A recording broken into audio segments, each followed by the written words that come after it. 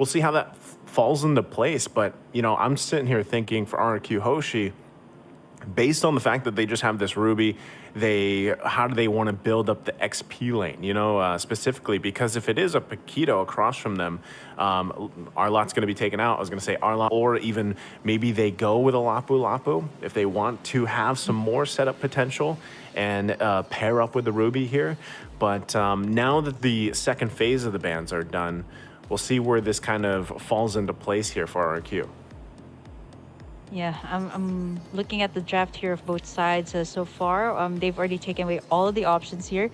Even got all sides covered by taking out the Grok, like just kind of anticipating that might be another thing that the Burmese schools might pull off here in this match point for RRQ. I like how they have the burst here for RRQ Hoshi. Burmese schools has that in the form of the Guinevere here. I'm still thinking, what else do we have here? They still... Sometimes these drafts can get pretty confusing because you still don't know who's going to go where. But now RRQ Hoshi, they lock in this Fredrin here, which is actually a very good front line for these burst damage dealers. I think this might be... I'm thinking like this might be a Brusco hero. Like, this would be so good up against like Burmese schools' lineup. Like having that Ruby just roam all around the map can be really, really hard for heroes like the Guinevere and the Paquito here. Still not confirmed where it's going to be going. I like the Valentina choice here. Could be a great pickup. But, and again, there's so many good ultimates here from the side of RRQ, which kind of gets you thinking, which one do you pick up, right? Is it going to be the Molina Blitz of the Nana? Is it the I Am Offended? Or is it even the Blazing Duet here of the Claude?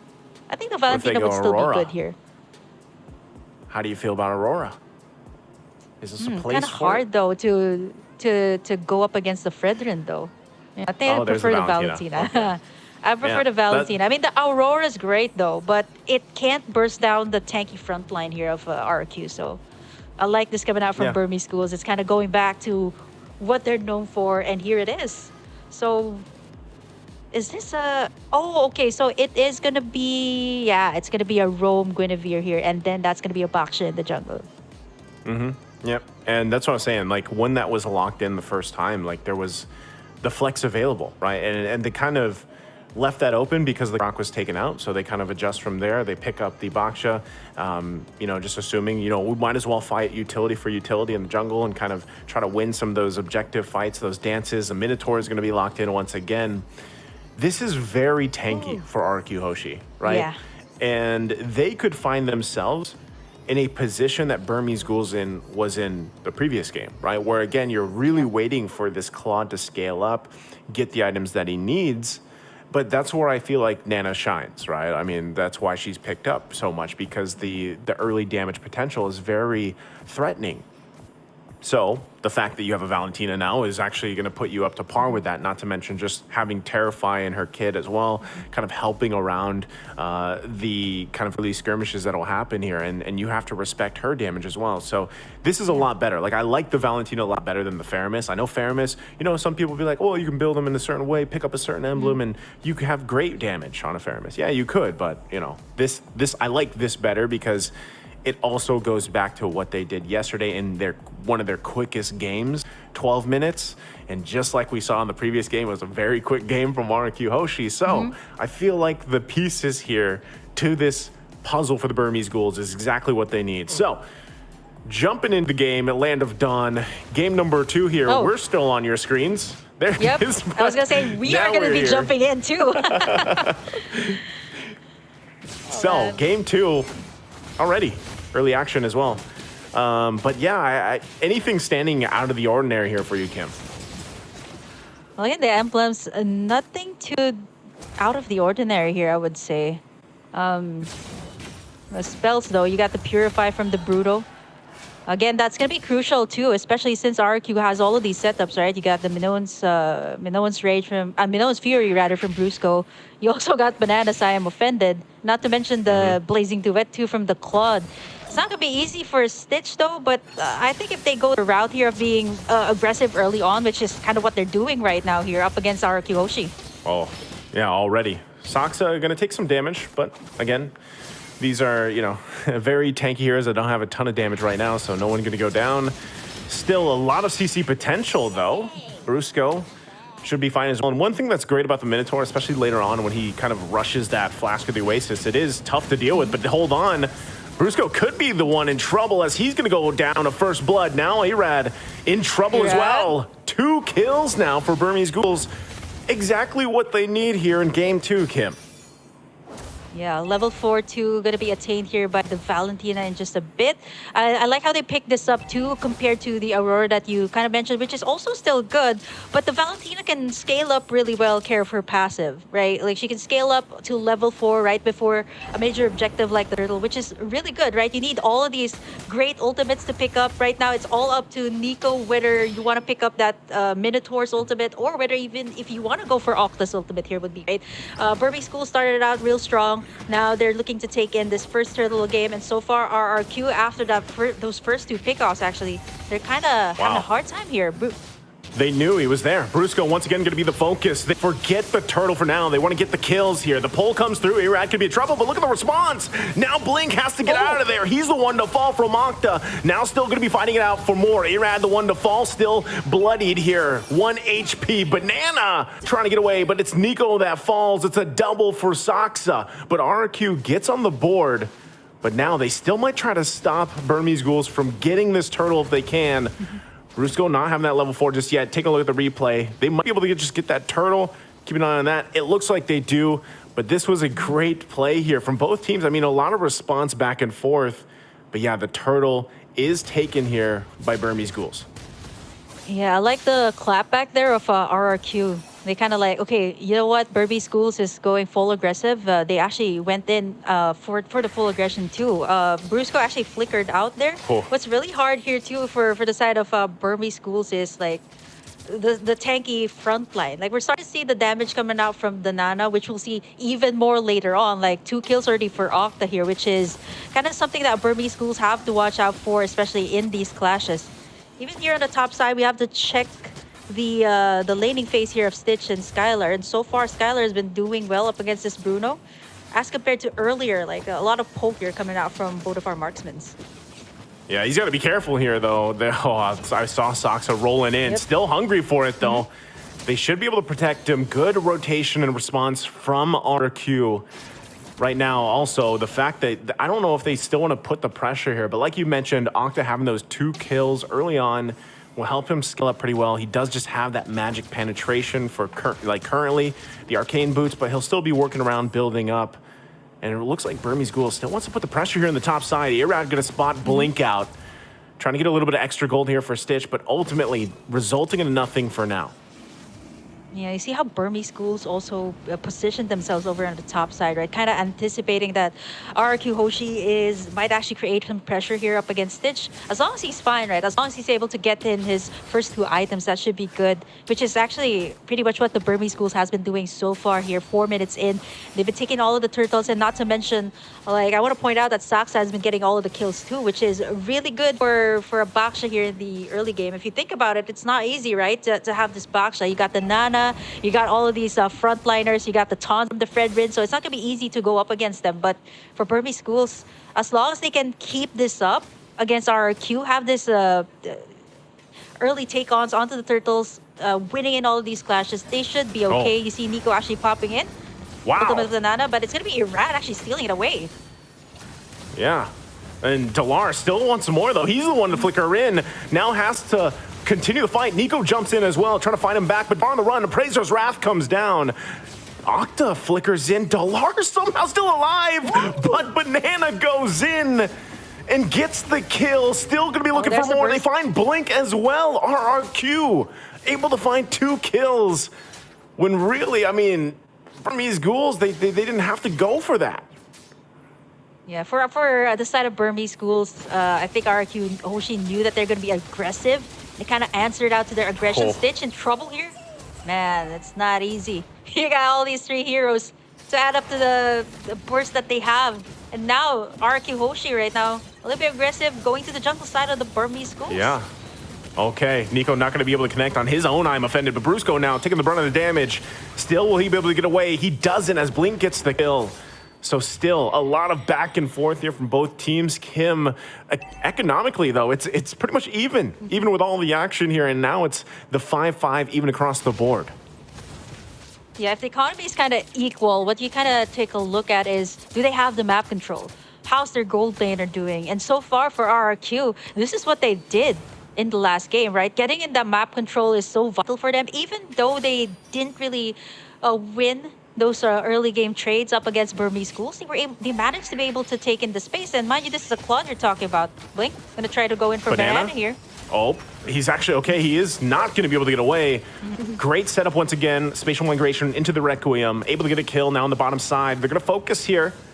Putting the pressure still. Like you were mentioning, you know, you have to look at who has this kind of advantage, right? And space-wise, yeah, it's RRQ. They've got 2 turrets. Burmese Ghouls, though, they don't care right now. And they're going to be making their way to this next objective, the turtle. If they can secure this one, it'll help them just a little bit deal with this. But right now, look at this, RRQ doesn't want to go ahead and just give this away. They want to fight for it and get this positioning. Burmese Ghouls getting the first turret of the game for themselves here on the top side with Delar doing the work. But nothing committing just yet. They're going to back off. Soxa going in with the rest of the team. Nico has the guy offended himself. Goes in right for Brusco. Brusco waiting for the team to come in. Delar goes in. 1-2 punch gets the kill. And Brusco out of the picture here. Now down a member. Burmese Ghouls for the taking for this turtle. Unless RQ Hoshi can do something.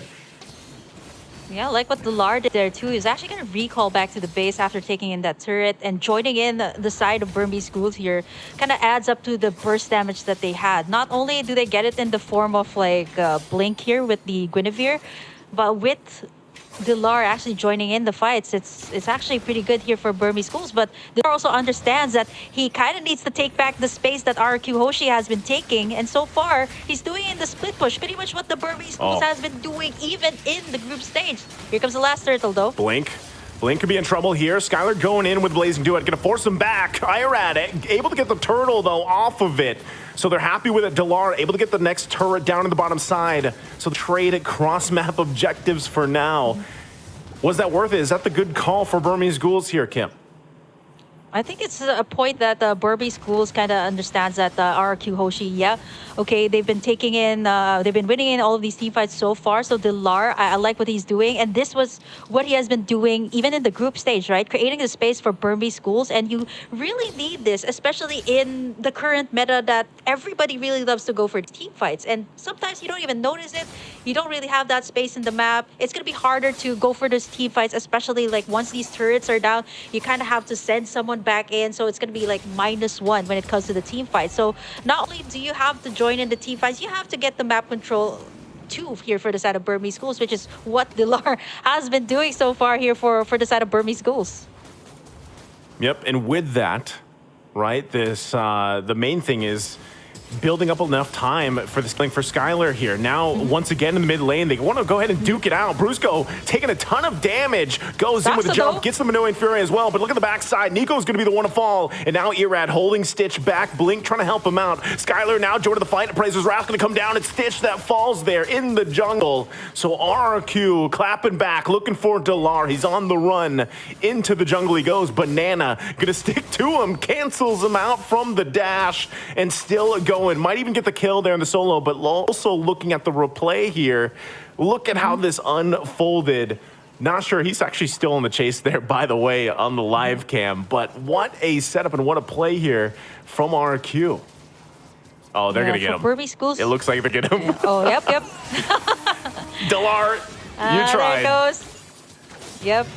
Well, he was successful though. He was able to take down that second tier tower there on the bottom side. And if you look at the goal too, like it seems like RRQ Hoshi is managing pretty well up against the Burmese Schools here, but it's not that far of a gold lead. It's 1,000, yeah, 1,000 gold lead at least here for the side of RRQ.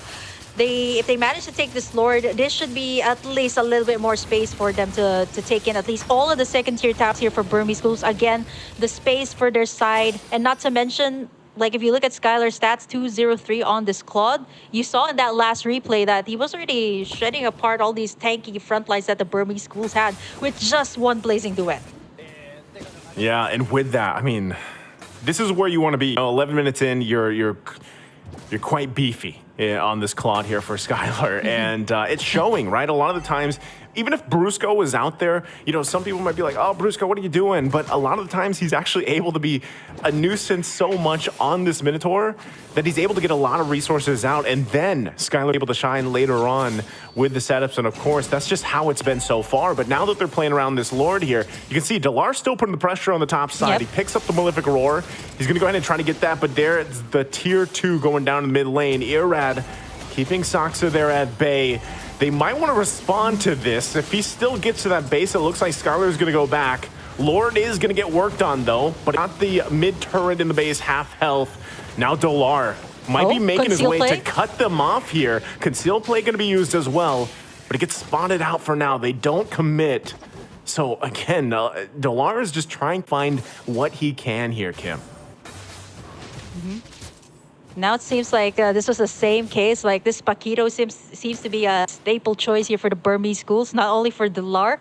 There was also a time in the group stage that this was the thing that Nico has been doing. And taking a look at the items here so far, it is going to be, wow, Skylar at least leading in terms of a gold lead here right now. 9,700, nearing already 10,000. That is way far from what Stitch has. 1-2-0 on the Bruno.